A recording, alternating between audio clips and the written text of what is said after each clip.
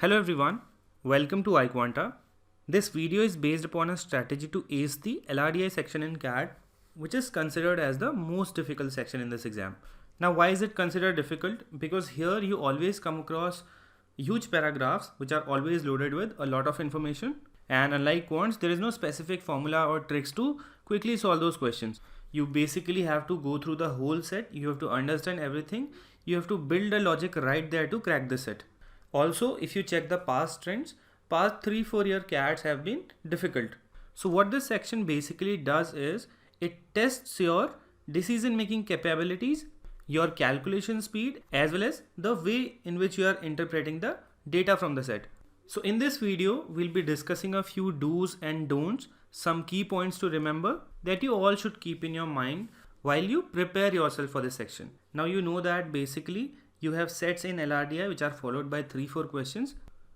So some LRDI sets, they might seem very difficult when you read them, but they might have 1 to 2 easy questions that you can solve from them. So rather than spending your time in the difficult questions in that set, you can pick up the 1-2 easy ones. Now let us discuss some key points that you should keep in your mind while you start preparing for this LRDI section in CAT. So the first point is improve basics of quants like percentages, ratios, SIC and averages. So these are the building blocks of LRDI. Any DI set that you will come across in this section, it will only be based upon percentages, ratios, calculation of averages and all these things. Then the next point to keep in mind is no theoretical concepts or formulae. So there are no such theoretical concepts or formulae that you have to remember to solve LRDI sets. A few formulas like percentage increase, decrease, they need to be understood well. And when you come to logical reasoning part, a few concepts like Venn diagrams and games and tournaments, only these would be important. But if you look at past 3-4 year CAT papers, you'll see that mostly all the LR sets, they were like puzzles in which no particular theoretical concepts or formulae were needed to solve them. So if you have command over percentages, ratios and averages, you can solve almost all the DI sets, given that you comprehend all the questions that are asked to you well. Next point to remember is selection of questions and accuracy. So this is something you have to be serious about, the questions that you are selecting and accuracy. Selection of question means you have to go through the sets, you have to choose those sets only which you think you can properly solve. Then whatever you are solving, it should be correct.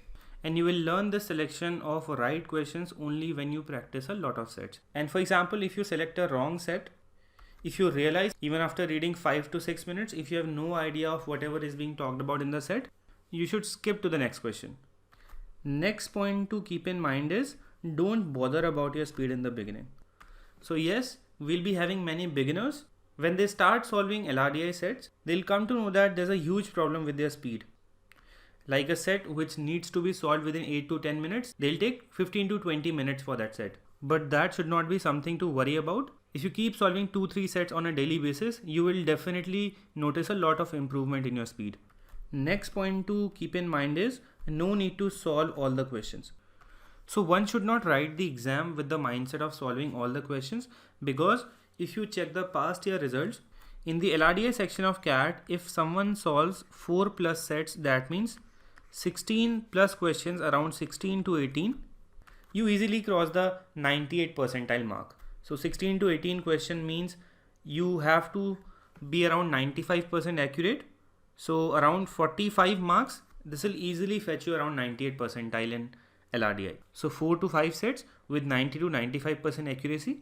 Or if you talk in questions, then around 16 to 18 questions with around 95% accuracy, that will fetch you 98 plus for sure. Then the next point should be taking mock seriously to analyze your strength and weaknesses. So this is a mistake that most of the aspirants commit. They don't take mock seriously and hence they are not used to handle the pressure during the exam. Also, if you don't write mock seriously, you don't really build up a very good strategy to score good in this section. And due to this, an aspirant, he ends up scoring very less in this section.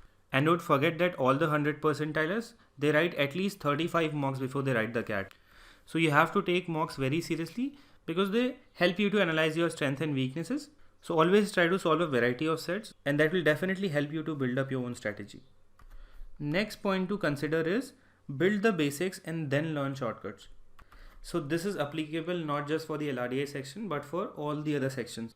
You first have to get your fundamentals right, you have to build up the basics, and then you have to learn the shortcuts, because shortcuts sometimes have many limitations. They are not always applicable in each and every situation.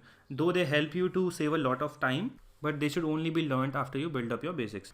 Then the next point to consider is 2 sectional tests every week and time-based exercises to learn time management. So you yourself know the importance of this. The number of time-based exercises and mocks that you write, it is directly proportional to the quality of your strategy. So you make less mistakes, you learn time management better, which will ultimately give you a push in this section, and you might end up solving 2-3 questions more. So this is very important. Try to write 2 sections every week and a mock every week, and don't forget to analyze your mocks. Then after that, make stronger the strongest and improvement of weaker sections. So here in this exam, you have to capitalize on your strengths. You don't have to lose marks from the topics that you are very good at. So make them the strongest, and alongside try to improve your weaker sections. Don't just leave them, at least learn the basics before you write the CAT.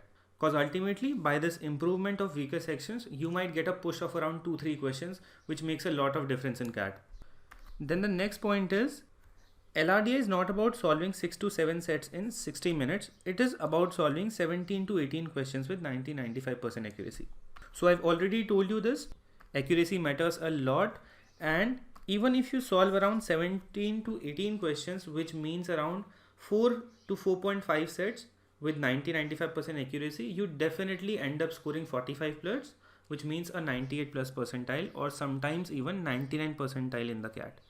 If you maintain 100% accuracy, just 4 sets with 100% accuracy will give you around 98.5 plus in CAT. The next point to consider is, spending more time on one question causes panic towards the end. So there are many questions which are known as traps. You will find out that you are spending more and more time, like 9, 10, 11 minutes on a single, and due to that wastage of time, you don't see those sets, you miss those sets which were really easy. So you have to stop yourself from building this panic. Don't spend too much time on a question. You have to skim through the sets first, choose the right ones around 4 to 5, then solve those sets only. Then next important point is exchange shortcuts and ideas with your friends. So while you prepare, you always have to exchange new shortcuts with your friends, so that you tell them something, in return they tell you something which will definitely strengthen your preparation. Next important point to consider is, refrain from focusing a lot in a single subject. You have to clear sectional cutoffs too. So there are many people who keep solving only quants, or either only LRDI or only VRC, or even just 2 sections. They forget the third section. Sometimes they score around 98, 99 in 2 sections, and they lie around 80 percentile or even lesser than that in the third one, which decreases their overall percentile, as well as sometimes they fail to clear the sectional cutoffs too. So even if you have a phobia with a particular section, you have to get over it. You always have to keep in mind that there are sectional cutoffs too. There is no point if you score 100 percentile in 2 sections and just 60-70 in the third one. After that, next point is, one mock every week and its analysis to identify questions you could have attempted. So while writing mocks, when you finish it, you have to analyze it well. Because sometimes when you are solving a mock, you come across questions that you think which are really difficult, but when you go through their solution, the solution is of around 1 to 2 lines, which is very easy. So when you attempt the next mock, you know that this particular concept, this is very easy and it can be solved within 1-2 lines. Now we'll discuss how to make daily goals and then stick to them. So you always have to make your own calendar to set deadlines and daily achievable goals. Also, never forget that you don't have to be nervous over deadlines. So you should always set such goals that you can finish on a daily basis. So you can set different goals while you are working and on weekends. First of all, always set daily achievable goals, and if you think you have extra time to solve some more questions, then you can exceed the number of questions accordingly.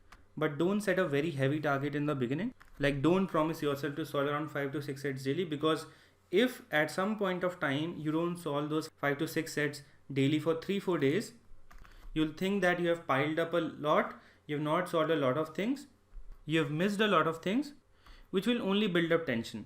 And if you somehow miss to meet the deadlines that you have set, you don't have to be nervous. So you always have to stay calm and be on the right track. And at last, I'll end up this by saying that overdosage kills. So do not stress yourself by studying all the time. You always have to keep yourself motivated. Don't think of studying all the time, or don't keep thinking that I've missed this, I've missed that. I already told you, make daily achievable goals. So if you do that, this will never happen with you. So try to inculcate these points while you prepare LRDI section of your CAT. If you face any kind of issue while preparing, you can discuss it with the iQuanta team. So I'll end up by saying that you do not have to make this a torture section. You always have to keep improving, because no one can achieve accuracy overnight. So keep practicing and trust your preparation. All the best.